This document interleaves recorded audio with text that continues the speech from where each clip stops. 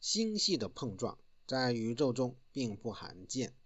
其实这也是星系演化的重要过程。这是两个星系的碰撞模拟，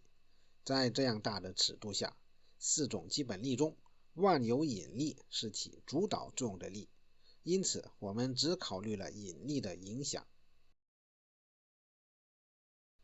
一个星系中有很多颗恒星，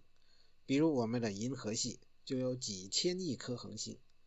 但它们彼此之间离得很远，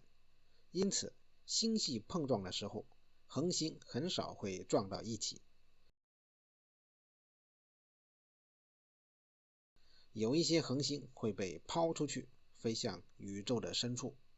剩下的恒星则会在两个星系的引力交互作用中